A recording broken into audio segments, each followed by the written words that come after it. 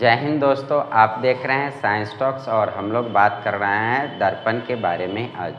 आज हम लोग देखते हैं दर्पण क्या है। जैसे ही दर्पण हम लोग बोलते हैं तो हमारे माइंड में आता है हमारे घरों में लगा हुआ शीशा। यहाँ पर ध्यान देने वाली बात यह है कि हम लोग जिसको शीशा बोलते हैं एक्चुअली वो शीशा का बना हुआ एक दर्पण है। फिजिक्स में ये अलग टर्म है दर्पण और शीशा, दोनों में अंतर होता है। शीशा पारदर्शी है जबकि शीशे के एक भाग को कलई कर देने से दर्पण बन जाता है और ये दर्पण अपारदर्शी होता है। तो आइए दर्पण के बारे में हम लोग देखते हैं कि दर्पण क्या है।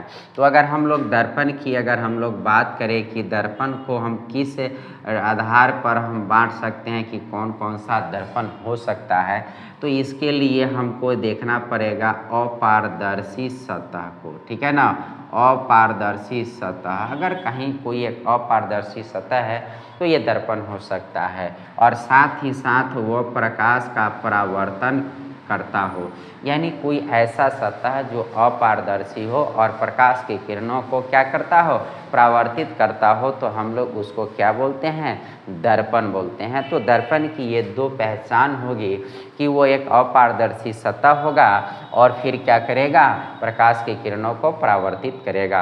अब आप देखते हैं कि हमारे घरों में शीशा लगी होती है, तो आप जानते हैं कि पदार्थ जो होता है ना वो दो प्रकार का होता है।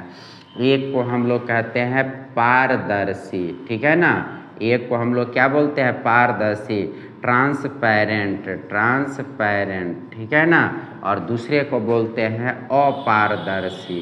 ठीक है ना, एक पारभासी भी होता है लेकिन अभी हमको दो में अंतर दिखाना है। इसको बोलते हैं ओपेक, ठीक है ना। तो ये पारदर्शी यानी ट्रांसपेरेंट होता है, अपारदर्शी यानी ओपेक होता है। तो इसमें अगर हम लोग देखें कि अगर हम लोग शीशा की अगर बात करें तो पारदर्शी हो जाएगा और हम लोग दर्पण की बात करें तो अपारदर्शी हो जाएगा। देखिए आप ये ले लिए, प्रकाश की किरण अगर पार कर गई, ठीक है ना, ये किरण है प्रकाश की, तो यह शीशा है और इसी शीशे के एक साइड को अगर हमने कलई कर दिया, कलई करने का मतलब एक विशेष रंजक होता है, उसे हम लोग रंग देते हैं, तो ये प्रकाश की किरणों को क्या करेगा, इधर की तरफ परावर्तित कर देगा, तब यह बन गया हमारा दर्पण। तो पारदर्शी और अपारदर्शी बात को समझते हैं और शीशा और दर्पण में आई होप आप दोनों में अंतर समझ में होंगे। शीशा से मिलकर दर्पण बना हुआ हो सकता है, लेकिन यह जरूरी नहीं है कि हर दर्पण शीशा का ही बना हुआ हो। अब आपको दर्पण के विभिन्न उदाहरण बताते हैं आपको कि आप कहाँ कहाँ समाज में अपने दर्पण देखते हैं।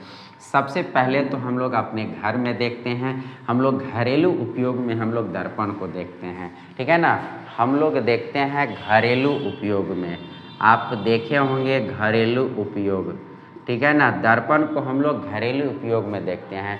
चेहरा देखने के लिए कहाँ हम लोग इस्तेमाल करते हैं ना, चेहरा देखने के लिए जो हम इस्तेमाल करते हैं वो शीशा का बना हुआ दर्पण होता है, शीशा का बना हुआ दर्पण। वो कैसा दर्पण होता है, शीशा का बना हुआ होता है, जो हमारे घरों में हमारे चेहरे देखने के लिए या कहीं पर भी हम लोग अन्य काम के लिए इस्तेमाल करते हैं, वो शीशा का बना हुआ घरेलू उपयोग के खातिर बनाया हुआ एक दर्पण होता है। अब अगर हम लोग इस घरेलू उपयोग के अलावे भी अगर दर्पण का उपयोग हम लोग देखें तो आप बहुत जगह पे, अन्य जगह पे भी आप दर्पण के उपयोग को देखे होंगे। कहाँ कहाँ देखे होंगे, हजामती के लिए दर्पण, हजामती का मतलब होता है सैलून में, पार्लर में जो दर्पण ऐनक लगे हुए रहते हैं वो भी आपका है, यानी हजामती, ठीक है ना। सेविंग, ठीक है ना, सेविंग मिरर, ठीक है ना, हजामती दर्पण यानी सेविंग मिरर के रूप में हम लोग आप देखते हैं। ठीक है ना। अब अगर हम लोग इसके बात करें कि तो हम लोग देख सकते हैं सर्च लाइट, ठीक है ना, सर्च लाइट, सर्च लाइट का मतलब हम लोग जो हम लोग एक घरों में एक टर्च का इस्तेमाल जो करते हैं, ठीक है ना, वो आप टर्च सभी देखे होंगे। और इस तरह के टर्च होते हैं और यहाँ पर छोटा सा एक बल्ब लगा रहता है और इस तरह के इसमें एक ढक्कन लगी हुई रहती है बल्ब के चारों ओर से। तो ये ढक्कन जो होता है ये आप शीशा का तो नहीं, ये सामने वाला शीशा होता है, लेकिन इस बल्ब के चारों तरफ चिकना आपको दिखता है, वो आप निकालेंगे तो वो आपका देखेंगे कि वह भी एक दर्पण होता है। फिर गाड़ी के हेडलाइट में आप देखते हैं, हेडलाइट में आप देखते हैं कि एक बल्ब होती है और इसके चारों तरफ जो होता है ना, इस तरह का आपका क्या होता है, आपका एक बल्ब के चारों तरफ एक चिकना आपका और वाइट कलर का जो रहता है, या जिस कलर का है आपको प्रकाश लेना है वो कलर चेंज कर दीजिए, आ जाएगा। तो ये आप जो देख रहे हैं ये भी एक दर्पण ही होता है। फिर इसके अलावे कहाँ कहाँ देखते हैं आप, इसके अलावे भी बहुत सारे जगह पर देखते हैं। परावर्तक दूरबीन जो होता है टेलीस्कोप, उसमें भी आप इसका इस्तेमाल देखते हैं। उसके अलावा जितने भी गाड़ियां हैं, ठीक है ना, आपका गाड़ी जो होते हैं उसके साइड मिरर, ठीक है ना, साइड मिरर का मतलब होता है कि जो ड्राइवर हैं और इसके साइड, इस साइड में या इस साइड में पीछे की गाड़ियों को देखने के लिए जो लगा रहता है उसको हम लोग साइड मिरर या पार्श्व दर्पण कहते हैं। वो भी एक प्रकार का क्या होता है, आपका दर्पण होता है। तो ये आप दर्पण के उदाहरण देखते हैं। उसके अलावा पेरिस्कोप होता है, पेरिस्कोप भी होता है, ठीक है ना। ये आपके हमारे लिए तो उतना नहीं है, लेकिन यह पानी के अंदर की वस्तुओं को देखने के लिए हम लोग इसका इस्तेमाल कर लेते हैं, ये पेरिस्कोप का होता है, ठीक है ना। इसके अलावे भी दर्पण का प्रयोग है। आप डॉक्टर के पास जाते हैं जो ENT डॉक्टर होते हैं, ईयर नोज और थ्रोट, कान नाक गले की जो डॉक्टर होते हैं, वो अपने सर पर यहाँ पर एक दर्पण रखे लेते हैं और उसको ऐसे करके आपके कान के अंदर के हिस्सों को देख पाते हैं। तो ये सब दर्पण का प्रयोग होता है और यहाँ पर आप देखते हैं कि दर्पण विभिन्न प्रकार के हैं और ये दर्पण का प्रयोग विभिन्न हमारे कार्यों में किए जाते हैं। तो आपने देखा दर्पण के बारे में कि दर्पण कहाँ कहाँ उपयोग में आते हैं। तो अब आते हैं दर्पण के प्रकार की हम लोग बात करते हैं। अगर दर्पण को हम लोग समझ गए होंगे तो आगे हम लोग देखते हैं दर्पण के प्रकार। तो दर्पण 2 प्रकार के होते हैं, ठीक है ना। दर्पण कितने प्रकार के होते हैं, 2 प्रकार के होते हैं। पहला दर्पण हम लोग अगर बांटते हैं तो वो होता है दर्पण यानी मिरर, यह 2 प्रकार के होते हैं।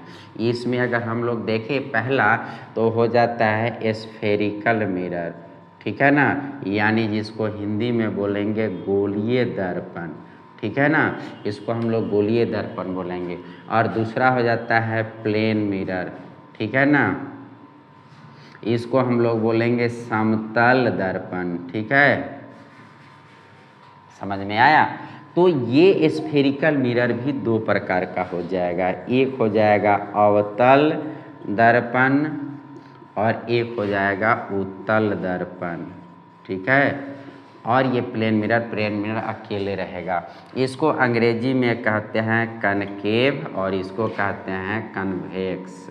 इसका दूसरा नाम है अभिसारी दर्पण और इसका नाम है अपसारी दर्पण, ठीक है ना, अपसारी दर्पण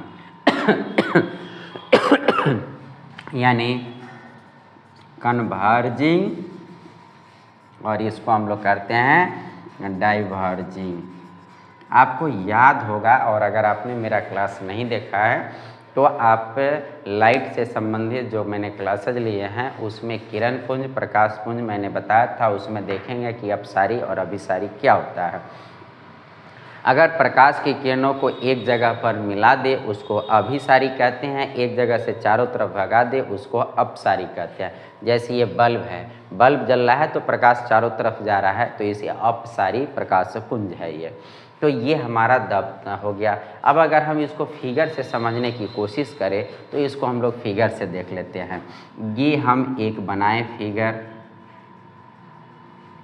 फिर हमने एक ये फिगर बनाया, फिर एक फिगर हमने ये बनाया, ठीक है। अब ये 3 फिगर बनाने में, अब तीनों फिगर को आप आसानी से समझिए और देखिए। ये है आपका अवतल दर्पण, ठीक है ना, ये है आपका अवतल दर्पण, ये है उत्तल दर्पण और ये है समतल दर्पण, ठीक है ना।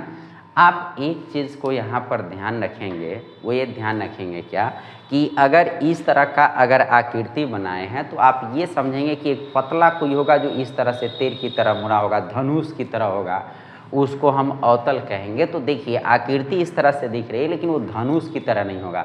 जैसे आप एक कटोरा ले लीजिए, कटोरा इस तरह का होता है ना, तो ये कटोरा इस तरह का हो गया ना। ये सबसे बेस्ट एग्जाम्पल है आपको समझने के लिए अवतल दर्पण का, ठीक है ना।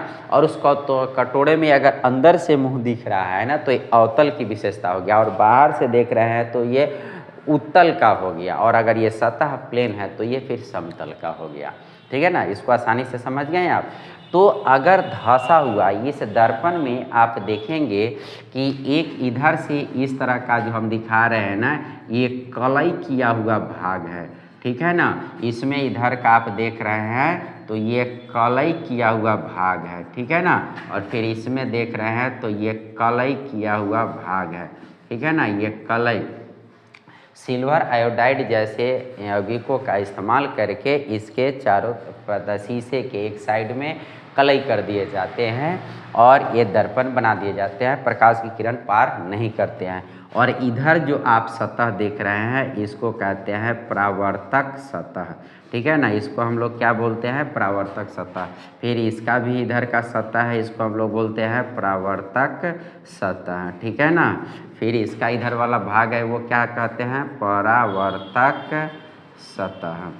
अब इस आधार पर भी दर्पण की परिभाषा आप बना सकते हैं, देख सकते हैं।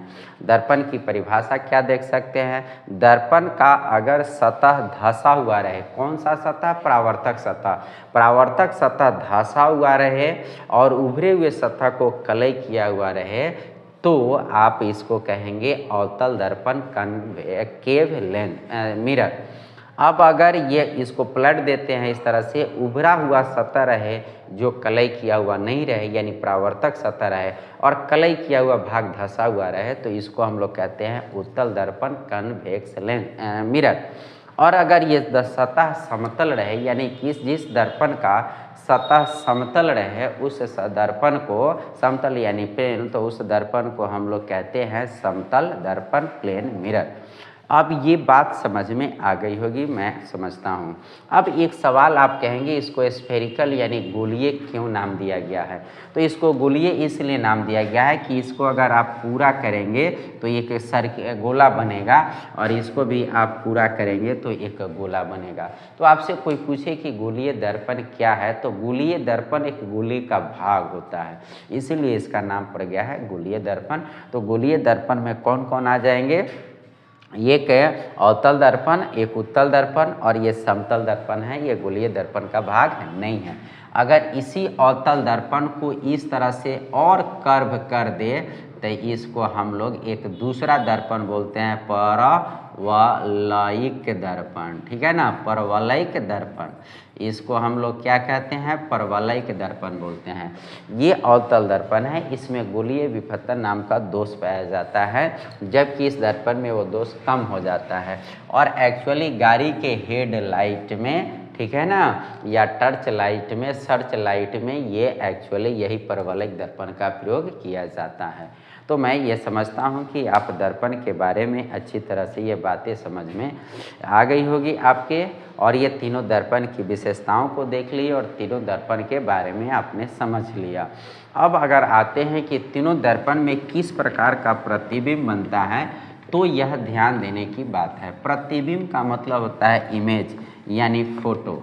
हम सभी क्या करते हैं कि एक अपना फोटो देखते हैं, ठीक है ना। जैसे आप क्या करते हैं कि ऐनक के सामने खड़ा हो जाते हैं यानी दर्पण के सामने, तो आपका उसमें प्रतिबिंब बनता है, ठीक है ना। उसी को हम लोग यहाँ पर इमेज बोलते हैं, ठीक है ना।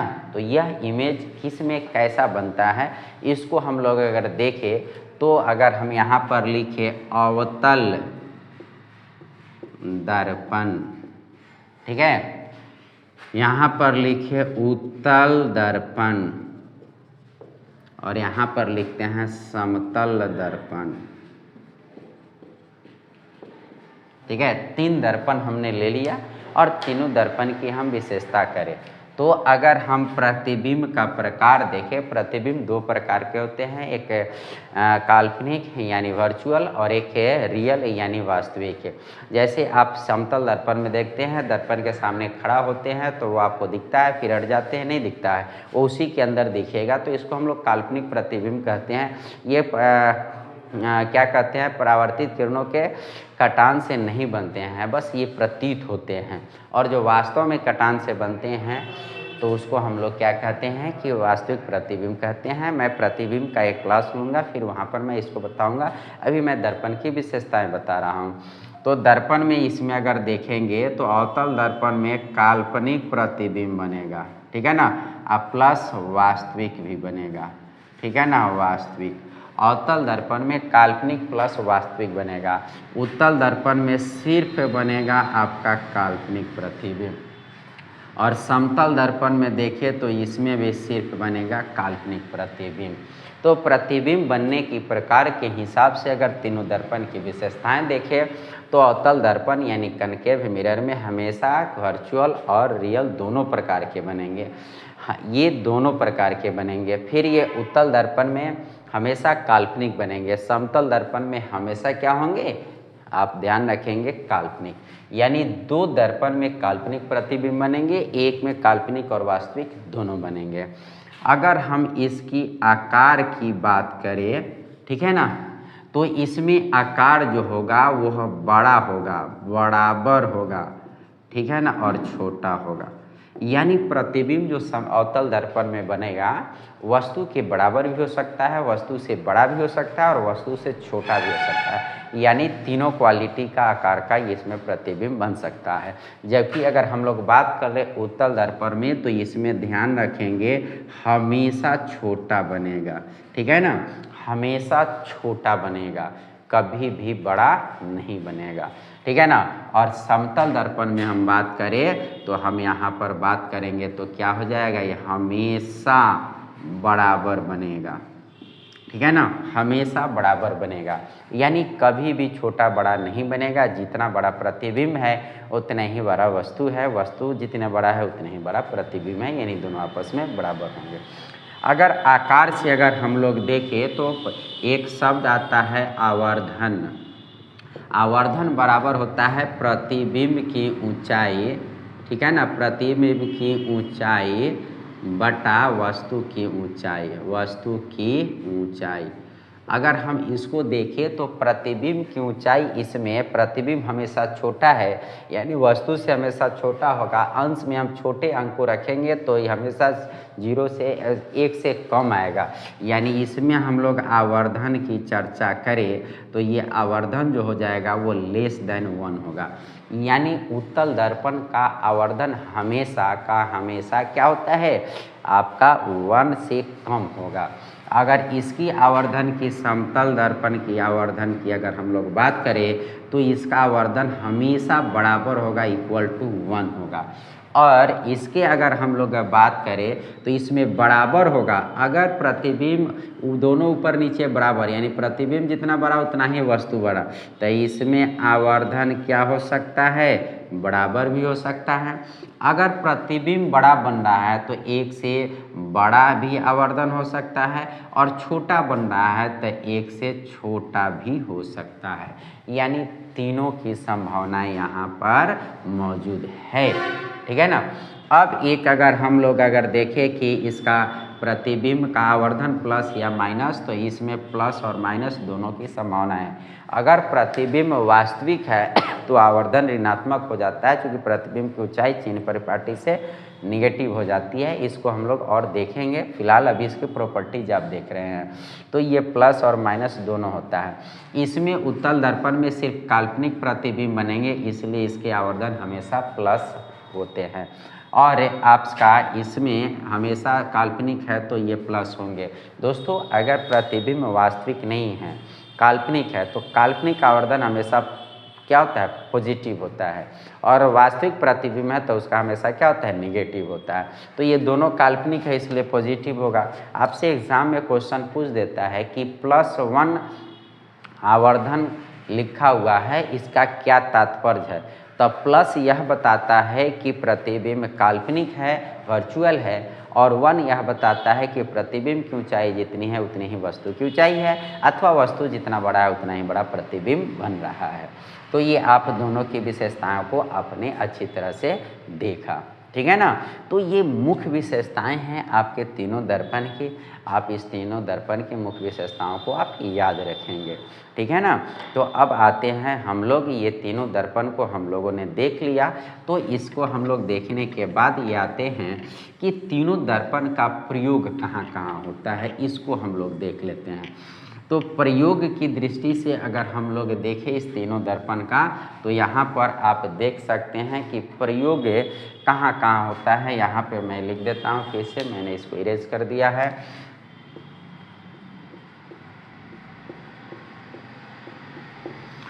हम लोग अगर बात करें कि अवतल दर्पण का प्रयोग कहाँ कहाँ होता है, तो इसका आप याद रखिएगा, सौर भट्ठी, ठीक है ना, सौर भट्ठी यानी सोलर प्लेट में भी अवतल दर्पण का प्रयोग किया जाता है। फिर हमारा घरेलू उपयोग, ठीक है ना, घरेलू उपयोग में भी हम इसका इस्तेमाल करते हैं। फिर हजामती दर्पण के रूप में, यानी शेविंग करने के ख्याल में, चेहरे की अपने ये करने के ख्याल के लिए हम लोग इसका प्रयोग करते हैं। उसके अलावा हम लोग इसका इस्तेमाल ENT डॉक्टर्स के द्वारा होती है। ENT doctor ear nose throat, गला जो है, कान है और नाक है, इसके जो डॉक्टर होते हैं ये एक सर पर लगाए हुए रहते हैं, अवतल दर्पण का प्रयोग करते हैं।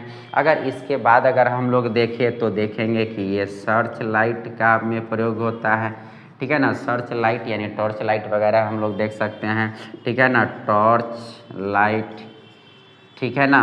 अगर हम लोग देखें तो गाड़ी का हेड लाइट, ठीक है ना, हेडलाइट में पहले सॉरी इसको मैंने पहले मैं बता दिया हूँ, ठीक है ना। ये हेडलाइट में परवलयिक रूप का इसका प्रयोग किया जाता है, ठीक है ना, परवलयिक, ठीक है ना, परवलयिक रूप का इसका प्रयोग किया जाता है। तो ये सब हमारा अवतल दर्पण का प्रयोग होगा। आप इसको ध्यान रखेंगे कि ये अवतल दर्पण का प्रयोग कहाँ कहाँ है, सौर भट्ठी में है, घरेलू उपयोग है, हजामती दर्पण ENT डॉक्टर्स द्वारा, सर्च लाइट, टॉर्च लाइट, गाड़ी के हेडलाइट, ये सब में प्रयोग किया जाता है अवतल दर्पण का। अगर हम लोग उत्तल दर्पण का प्रयोग की अगर हम लोग बात करें, इसमें भी एक सवाल आपसे पूछा जाएगा कि हजामती दर्पण में ही क्यों किया जाता है। तो जगह अगर हम फोकस अवतल दर्पण के फोकस दूरी के अंदर अगर अपने चेहरे को रखते हैं तो काल्पनिक और बड़ा प्रतिबिंब बनता है, जिससे हमको हजामती कार्य करने में सुविधा होती है। अगर हम लोग उत्तल दर्पण की अगर हम लोग बात करें तो उत्तल दर्पण का अगर हम लोग देखें कि इसका प्रयोग कहाँ होता है, तो इसका प्रयोग होता है पार्श्व दर्पण के रूप में। पार्श्व दर्पण को